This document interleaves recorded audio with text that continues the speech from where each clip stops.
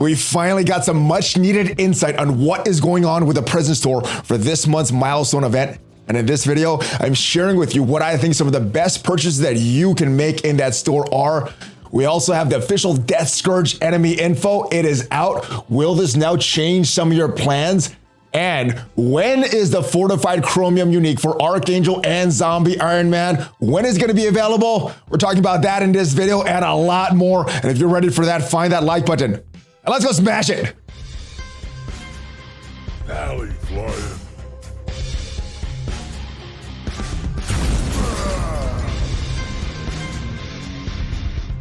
Hello. Happy holidays, Valley Club. I am ValleyFlyin. Welcome back to the ValleyFlyin channel. Hope you're having a great day. Now, if this is your first time here, we talk about Marvel Strike Force on this channel. At least 5 Marvel Strike Force videos per week on this channel, talking about all the things that you need to stay up to date in Marvel Strike Force so you could stay ahead of the curve. And if you haven't already subscribed, hit that subscribe button so you can stay up to date, so you could get a leg up on all the competition in Marvel Strike Force.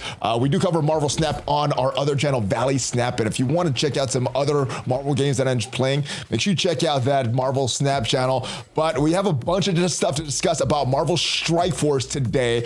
We have word about when the Minion rework is happening.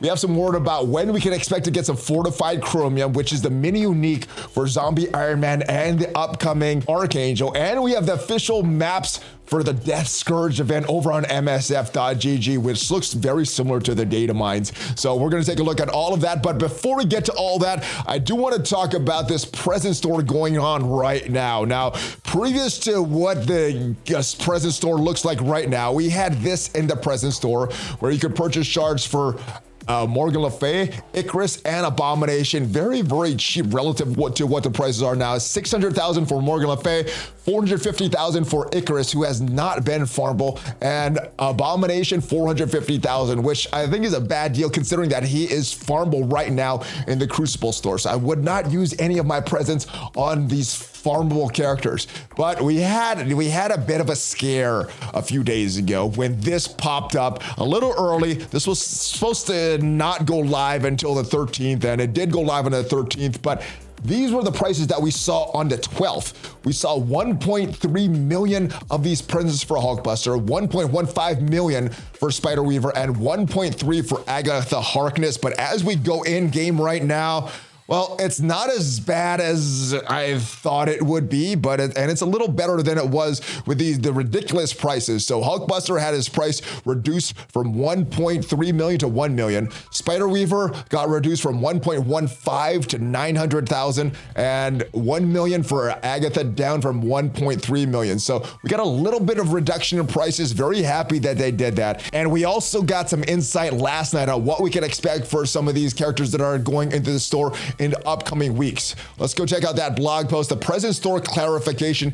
The intent of the December meta event is for players to receive more rewards and flexibility than a normal meta event through the winter event store. And I like the idea behind this. I like my flexibility. I like being able to get shards for the characters that I need and not just whatever characters there is in that month-long milestone. So I think this is a bit of an improvement. The prices, a little ridiculous there. I would have preferred to see, instead of these prices here for 50 shards, lower prices for a few shards here and there so we can mix and match and get a bunch of shards for different characters. But it is what it is, and we need to figure out how to get the most out of what we have right now. With moderate engagement in the events, players will earn enough presents to purchase 1 top row reward for each of the 4 weeks. And then if I knew this was happening here, I would have went back to this day and bought these Icarus shards for 450,000, because that would have put me at a 7-star Icarus and I would have been done not worrying about him. But it is what it is, guys. We know about the Agatha Harkness, available for 1 million presents in the store right now. In the future weeks, so you can start to plan ahead, we have Dazzler for 800,000 of those presents, Spider-Man 2099 for 900,000 of those presents, and Braun is also going to be 900,000 of those presents. I think the big choices here, I would take Spider-Man 2099 out of the equation. I would either include Dazzler for the 800,000 because she is a Horseman character. She's on that unlimited X-Men team, and if you're looking to unlock Apocalypse, you need these characters as big as possible. So Dazzler is a good choice. I think I might invest in Braun, though, for that 900,000. I think Dazzler is a little better on her own team, but Braun, I just have less shards for Braun, so I think I might go with Braun on this day.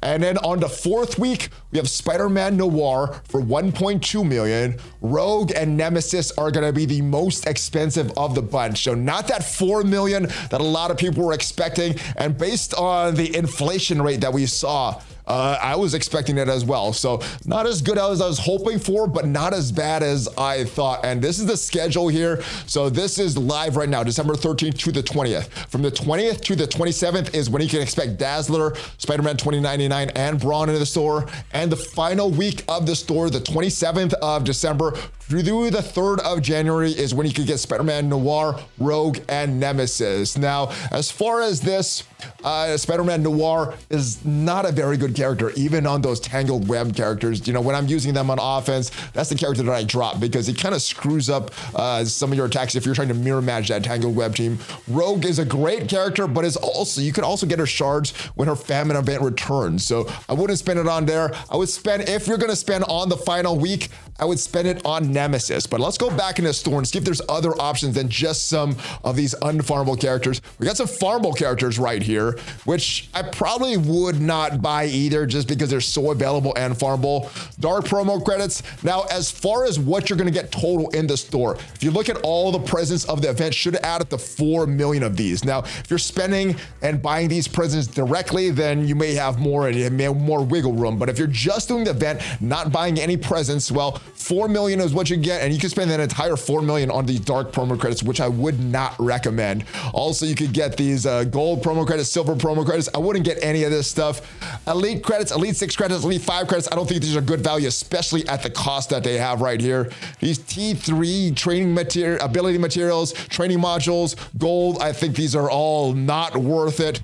Some of the gear, because you could get that in a raid store in some of the stores, and some of the orbs that we have for free, I wouldn't touch that stuff. Now, this is very interesting. I heard a bunch of people on the stream this morning say they're not going to go for character shards. They're going to go for these T2 level 4 ions, and I don't know if I would spend this as well, because if you're doing the coordinated assault with your alliance, you're getting a bunch of these throughout the month. There's some other events that we may get some of these T4 level 4 ions, and I think at this cost of the 3.75 million of these presents, I think that's a very, very bad value, considering that if you get this, you're not going to be able to get any of these unfarmable character shards at this point. So I would skip on that. This wouldn't be the worst choice. This would get you this would allow at least one of your characters get up to T2 level 4 blue ISO 8, which is what you're gonna need just to unlock Apocalypse. So if you're starved in here, this isn't the worst idea, but again, you're sacrificing some character shards, and maybe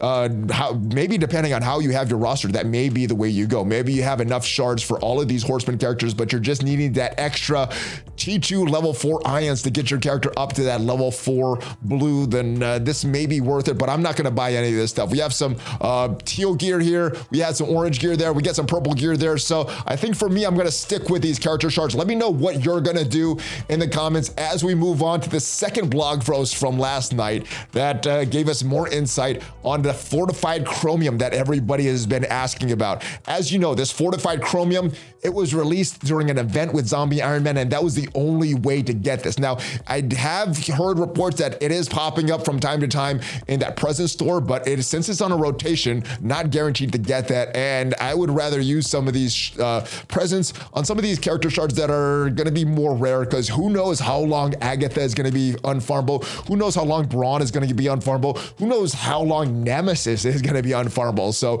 I would much rather use it on that stuff. But let's talk about the blog post for that Fortified Chromium update. It is needed for Archangel, Zombie Iron Man. It's going to be put into stores this week before the start of the Death Scourge event, which currently, if we go in-game right now to see when that timer is going to start, well, it is going to start in just a few days here. Look at that, 2 days, 0 hours exactly as of me recording this. So that is when you could expect the Fortified Chromium to be going into the store. We put it into stores the week before the start of the Death Scourge event. Also be made available for offers offers when the Death Scourge event starts. So you can get those stuff for Zombie Iron Man, Archangel. It's up to you who you think is more valuable. If you're more of a newer player and maybe not getting a Archangel and you already have Zombie Iron Man unlocked, then maybe that is the way to go. But I think Zombie Iron Man is not a necessary character. Very fun character, very useful character in war, but I'd much rather have a Horseman character that's going to be leading towards building up Apocalypse and unlocking Apocalypse. All right, second, there are some inquiries asking if Minion characters are receiving reworks. The answer is no reworks for the Minions. There are currently no plans to rework the Minion characters.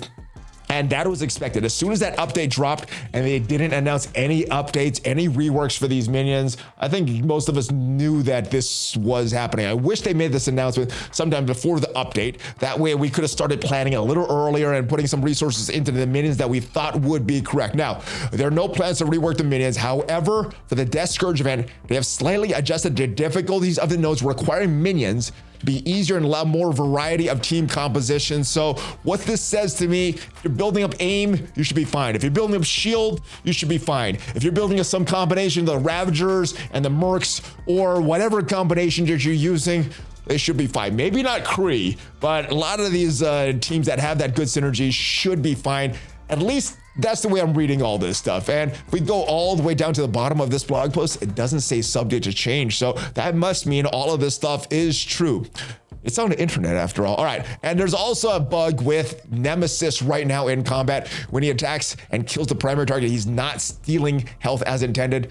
And the team at Marvel Strike Force are currently working to address that problem. So that is the latest there. But we also have more news, more things to go over. The raid nodes are official on MSF.gg. If we look at the map information for the Death Scourge event, it is all right here. You can see the Minion section here, and we can take a look at some of these nodes here. Looks very, very similar to the data mine. We do have Magneto on this node. And that means he might be pulling all those minions together. They're all going to be adjacent to each other. Some of these teams, that placement matters. So the first node, at least for that second wave, Magneto should pull all your minions together and hopefully remove some of those blinds if you have some of those Scourges unlocked. Moving back to the next node of that Scourge event, we have more of these minion requirements, and this node doesn't look that tough, especially if the difficulty has been tuned. Some of the damage or health of the enemies has been tuned down. We do have another Minion here that we have to continue that's going to have all of those bonuses in Hand Sentry, which looks exactly like what we saw in the latest data mines from Mini Ball and Ton. All right, the hero section, this should be very easy. A lot of great heroes to choose from. You got the Eternals, you got your Horseman characters, you got a bunch of great heroes to choose from. All your heroes. So this should not be that tough. Mr. Negative is in there. We got some of the Young Avengers. We have Squirrel Girl, we have Star-Lord T'Challa. Shouldn't be too challenging with the amount of great hero characters that we have in the game right now.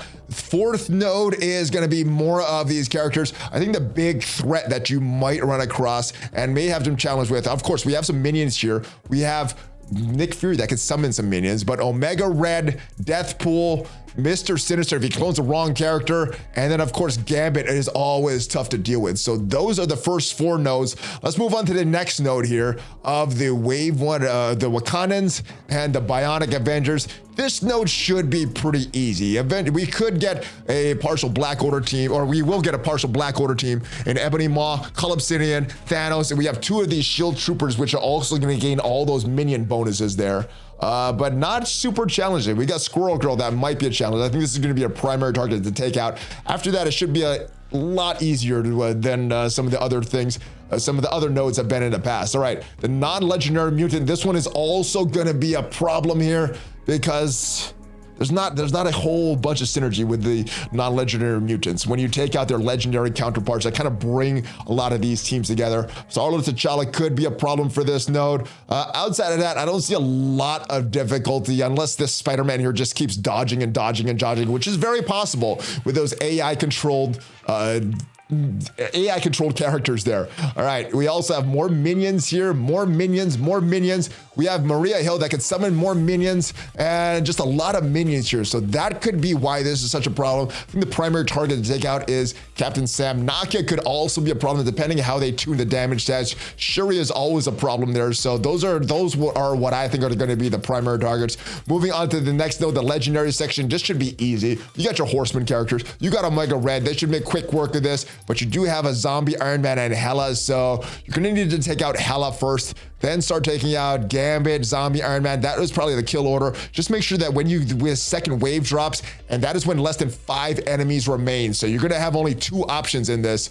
So Hela should be an option, and either Zombie, Iron Man, or Gambit should be your next option there. We have another Phoenix coming up here. So Magic is another character that you want to get rid of before this Phoenix goes into Dark Phoenix form. It could be pretty challenging, but we have a lot of good characters. I'm not expecting too much difficulty. Next is the Wong node, and we have a Weaver on that final node there, on that final wave. We also have Deathpool there. Adam Warlock could be a problem. Nakia could be a problem depending on how her damage stats are tuned.